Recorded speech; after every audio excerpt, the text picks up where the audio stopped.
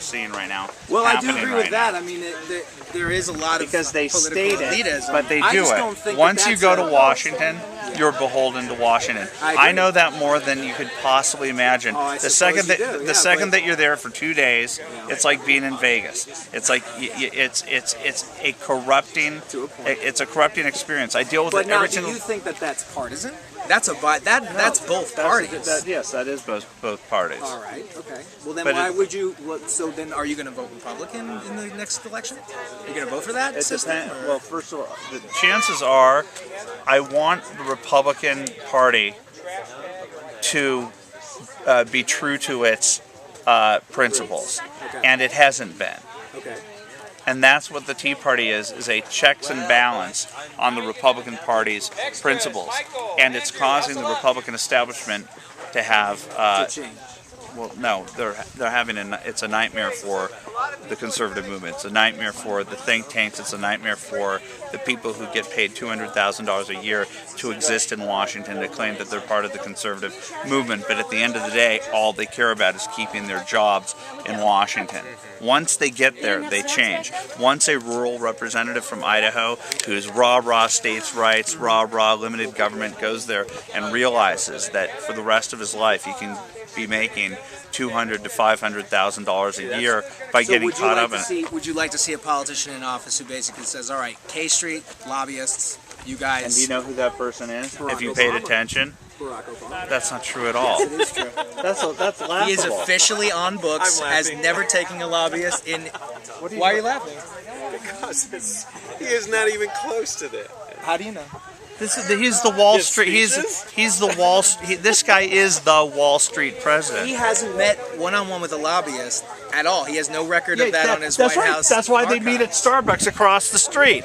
That's why you don't even know who's gone into. You don't even know. You don't even know who goes into the White House. He has no. You don't know who goes into the White House. Excuse me. He has no. You don't know who goes into the White House. You don't. If this is how we're going to frame debates, I guess I have to know. I did a report on the fact that we don't. Oh, you did a report. Excellent.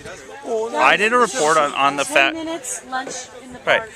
I did a report on the fact that he wanting to have the most transparent government and ever, and who demanded that we know every single person that went into the Bush White House, which I'm completely behind. The liberal group that pushed for that was named Crew. Okay, and Crew demanded that we find out every single person that went into the Bush White House, which is transparency, and I'm completely for it, for the purpose of seeing who's getting financial benefit from those meetings. What Barack Obama did in the name of transparency was hired the guy from Crew.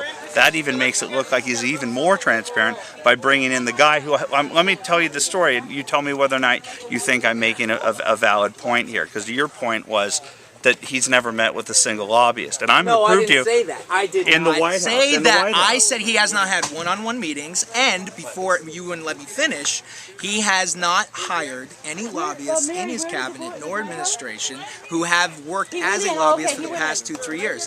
And I know, and even before he was a president, 2 years before his term, and I have multiple friends who work as fundraisers who have bosses who hate him, who are Democrats, because all these people they hired from Chicago, from Harvard, from many different firms that he had connections with politically, he won't talk to them.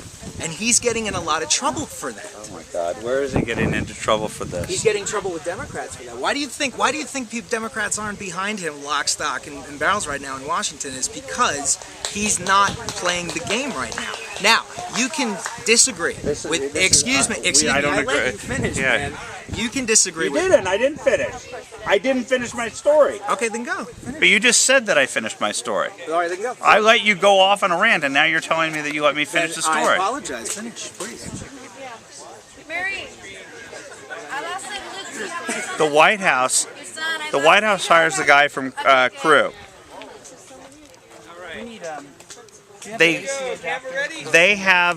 They unleash a list of the people that have gone into the White House. Usually it's something like 2,000, 3,000 people go into the White House a year. This White House, in the name of transparency, has unleashed a list that has over 100,000 names, okay? Why does it have so many names when previous White Houses, they claim that it's for hyper-transparency, right? Doesn't it sound more names, more transparency? Do you know what this is? Yeah, but isn't No, let me tell you. Let me tell you what it is. Is that they took the people, when you go to Washington, you want to go to the White House, and you go to the visitors tour, they unleashed those names. Why would they unleash those names? Does anybody? To hide certain. 100%. Okay, because when it first came out, when they first put out the names, they said, the guy's name was Eisen, and he was at the White House counsel's office, and he wrote it in a White House blog saying, we just want to forewarn you in this era of hyper-transparency, because we really want to show you who's going into the White House and who's not going into the White House.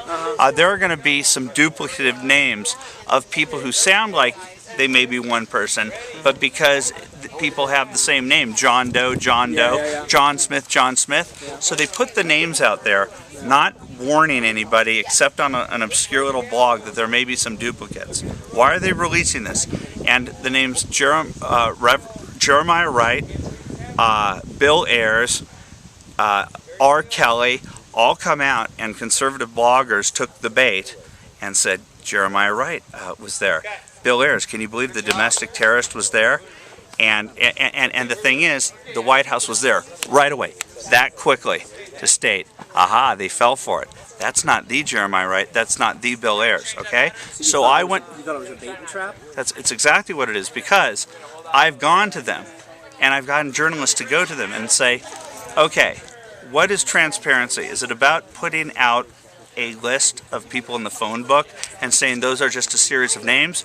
Or isn't it meant to be that name is attached to an actual individual so you can tell whether or not there's a quid pro quo?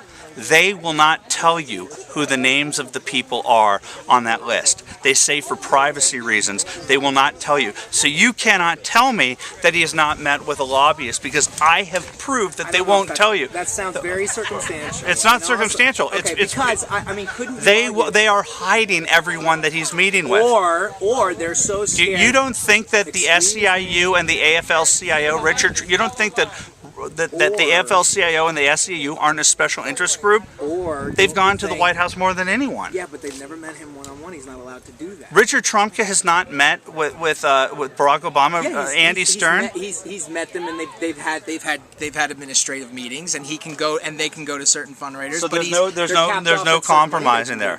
What's the point of your lobbying argument? If these people, if the SEIU is able to get quid pro quo, if the AFL-CIO is able to get quid pro quo, releasing the 100,000 names, don't you think that's just that they're scared of being sued for anything, because they can get lawsuits? You can argue logic. if you use logic. I just told you why they did it. Why would they unleash names of, why would they release the names of hundreds of thousands of White House visitors when every previous administration never released that information? Nobody cares. What if they get a $200 donor? Going into the White House, going to the gift shop, it doesn't matter. What if they get a $200 donor from crazy? The people going into the White House don't meet with the president. Oh, man, really? It's a completely different thing. Make this a back and forth here, or I'm just going to get up and leave. Don't you think? What if they have just a one guy? Like, what if it was one $200 donor from some crazy hippie, eco-terrorism group or something in like Washington, right? But it's someone who literally comes up, goes into Washington as a visitor.